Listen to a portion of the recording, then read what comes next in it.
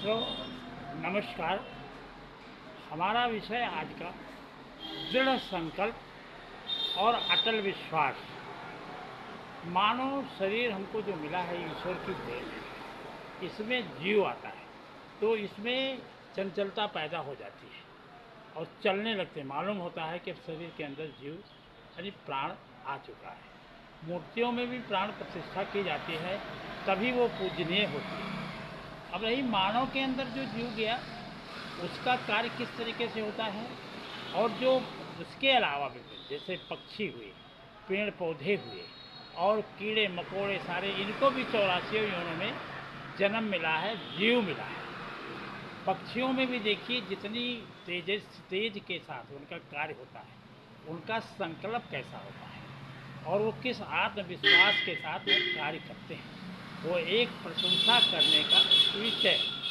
उदाहरण के तौर पर आपने सुना होगा, प्रायः लोग सुनते हैं कि एक टिटहरी नाम की पक्षी है और वो दिन भर टिटी टिटी टिटी करती रटती रहती है और सायंकाल जब वो विश्राम की अवस्था में होती है तो अपना पाँव पीठ के बल लेट जाती है, अपना पाँव ऊपर करती है। वो समझती है कि जो आसमान है इसके नीचे हम कहीं ऐसा ना हो हमारे नींद आ जाए, आसमान नीचे गिर जाए, तो कम से कम आसमान जब नीचे आएगा तो अपने पाँव से रोक लेंगे। देखिए आत्मविश्वास, दृढ़ संकल्प, कितना आत्मविश्वास उसके अंदर है। फिर दूसरा उदाहरण भी मिलता है कि वो टिटहरी अक्सर ये ऐसी जगह रहते हैं जहाँ पर नरम मिलता है, अंडे देते हैं, ये लोग अंडे देते हैं। पक्षियों में अंडे दिया जाता है। वो अंडा, एक अंडा दो अंडा चलता समुद्र के किनारे पर, तट पर। उसकी जब बहाव होती थी अंडा बह जाता था। एक देखा, 2 दिन देखा, 4 दिन देखा, उन्होंने कहा ये तो इनका रोज का कार्यक्रम है और हमारे अंडे का कोई परवाह ही नहीं है, इनके अंदर इतना घमंड है। अच्छा, मैं उसको ठीक करती हूँ। वो बगल में से मट्टी चोंच से लेकर के समुद्र में डालना शुरू कर दिया। मैं तुझे सुखा करके ही रखूँगा। देखिए दृढ़ कितना विश्वास है उसको। ऐसा ये चलता रहा। आगे चले जाए, उसको एक कौवा ने कहा तुम क्या कर रहे हो? अरे भाई हमारे साथ ऐसे ऐसे अन्याय हुआ है। फिर भाई क्या करना चाहिए? उन्होंने कहा आप चिंता मत करो, मैं आपकी पूर्ण सहायता करूँगा। देखो उनके अंदर कितनी एकता है। वो कौवा भी चोंच से ला ला के उसमें डालता। उसको देख करके गिद्ध महाराज आ गए, ये क्या कर रहे हो?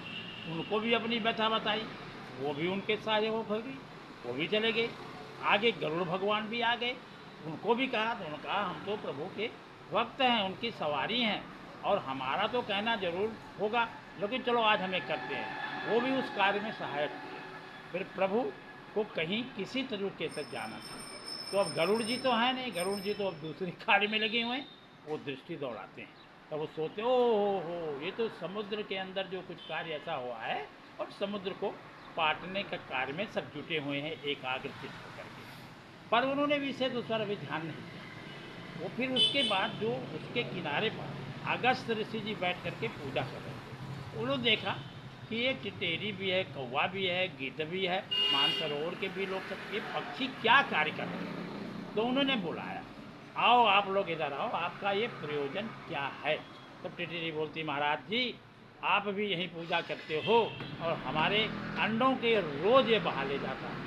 उनको दया लग जाती है, देखो हमारे अंडे को जीव नहीं मिलता, हम जीव के लिए कार्य कर रहे हैं। और जीव सबका एक समान होता है, मानव का हो, पशु का हो, पक्षी का हो, पेड़ पौधों का हो, किसी में भी जीव का। उनको दया लगी। उन्होंने कहा अच्छा कोई बात नहीं है, करते। उन्होंने समुद्र को आवाज और फिर कहा ये कार्य ऐसा न करो, इसके अंडे वापस करो। लेकिन हठ धर्मिता कि समर्थ को नहीं दोष गोसाई, जो सामर्थ्यवान है और प्रतिभा पाए काहे मद नाही।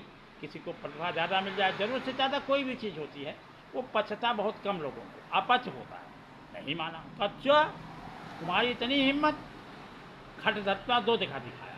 एक जब सेतुबंध रामेश्वर का फल फूल था तब दिखाया, मानत नहीं ये जलद जल गए 3 दिन बीत, और लक्ष्मण भाण बाण संहारियो बिन भय हो न प्रेम। तो वहाँ एक दिखाया प्रभु ने, दूसरा अगस्त से। अच्छा, एक नाक से समुद्र को हुई गई। अब वो थरथाया, घबरा, ये क्या हो? तो महिमा ही खत्म हो जाएगी, नदियों की समुद्र प्रकट होगा। प्रभु आप उनके अंडे वापस दे दो।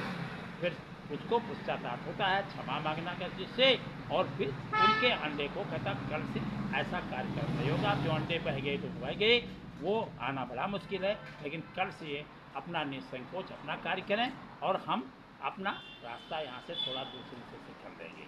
तो इन आज मैं इतना कहने के पश्चात और अपनी वाणी को विराम देना चाहूँगा। आप लोगों से प्रार्थना करूँगा कि आप इसको ज़्यादा से ज़्यादा संख्या में सब्सक्राइब करें, लाइक करें, शेयर करें, ताकि और प्रतिक्रिया भी व्यक्त करें, उससे हमको साहस मिलता है। शब्दों के साथ जय हिंद, जय भारत।